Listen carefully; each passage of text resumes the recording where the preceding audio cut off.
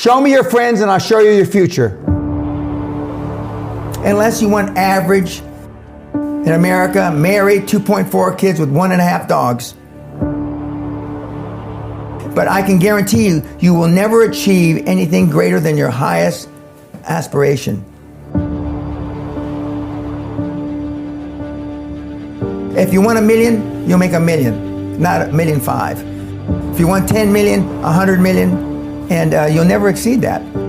If you change 1 billion lives, that's a formula to become a billionaire and change the world. Time costs lives. Show me your friends and I'll show you your future. You want to know why you're all f***ed up? Just look at the bums you hang around with. I do what you don't want to do, that you know that you got to do to be where you want to be. Ted Turner just gave his 75th anniversary party on CNN a few months ago. And he makes a couple of comments and he says, number one, and I'm not suggesting this for everybody, it's how I live though. First 10 years of my starting CNN, I slept on my couch. I didn't have an apartment. Bill Gates slept in the office. Steve Jobs slept in the office. And I can go down a whole list. Now these are super successful, mega wealthy guys. I slept in my office. Not everybody's willing to make that sacrifice. But it's not the only thing. But even if you don't sleep in your office, if you want to send your kids to a better school, if you want to be able to take care of your mother when she gets dementia, if you want to, this all takes money. My children aren't getting any of my money when I die. Not one centavo, not one penny. And 2 of my kids are cool with it. One of them's not so cool with it. I'm not gonna, I think Andrew Carnegie, by the way, Andrew Carnegie, arguably the richest, most successful entrepreneur of all time, he said the best thing that you can have for a child is him to be born into poverty. And I agree.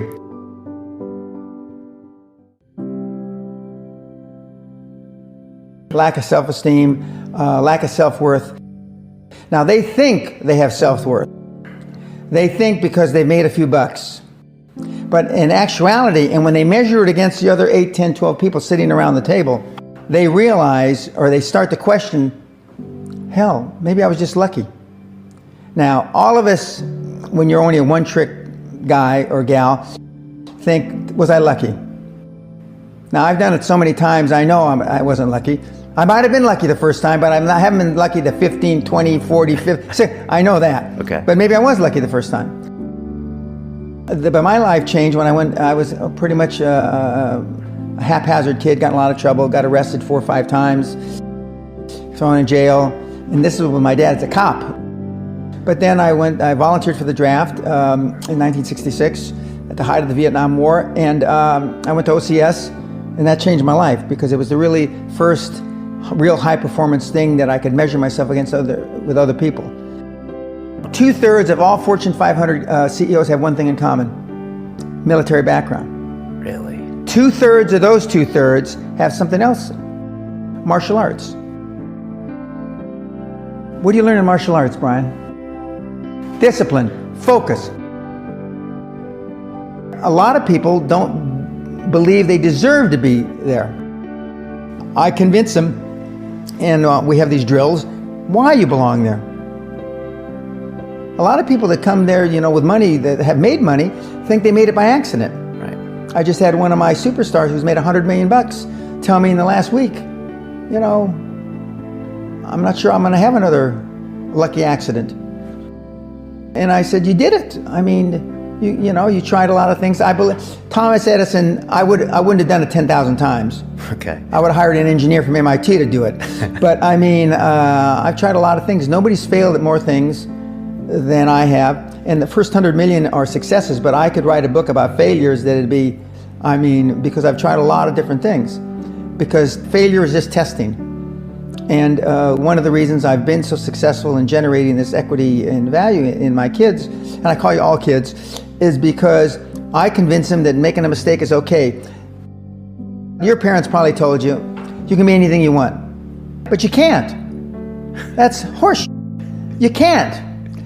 If it's all juxtaposed. So, but what you tell them is that you can do anything you want that you have passion for, because that eliminates most of the crap. Because most people don't follow their dream. You know, like they say in The Sound of Music, you can't have a dream come true unless you have a dream. Now, I still dream. I dream in Technicolor. I say my affirmations and goals every single night. It's bloody hard to be a high-performance person. Perfection equals paralysis. If you left it to engineers, no car would ever come off the assembly line. No car would ever come off the assembly line. And I've been in business with enough engineers, I can attest to that with my hand on my heart. They'd still be trying to make it better. And the internet business is very much the same. The internet kids want to test and test and test, and they want the landing page to be this. Roll it out. The great thing about the internet is your results are instantaneous.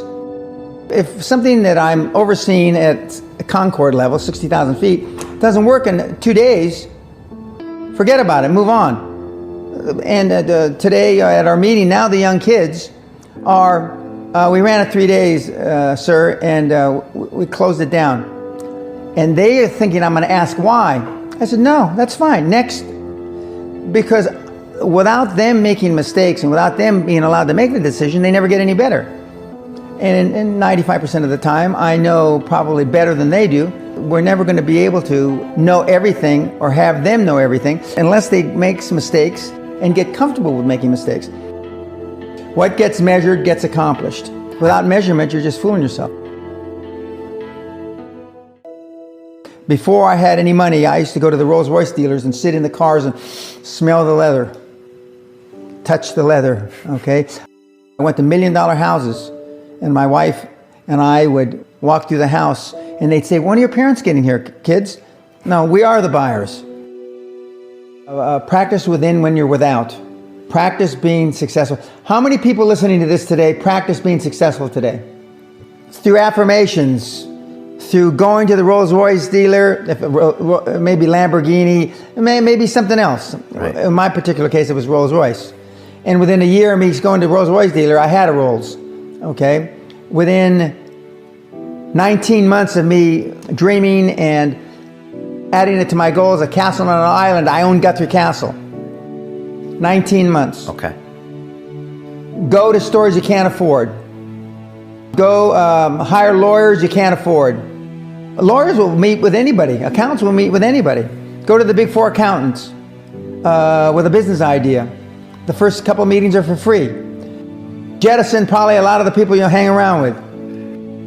If you have poor public speaking skills, join Toastmasters. Do these. If you went to a good school and you're not successful, go to the alumni deals. Okay?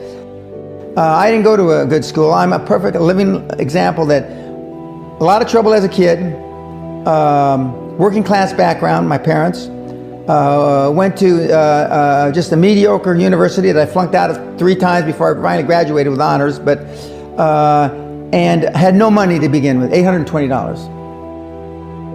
So it's all possible. But I devoted myself to feeling successful. I was wearing suits like this before I could afford them.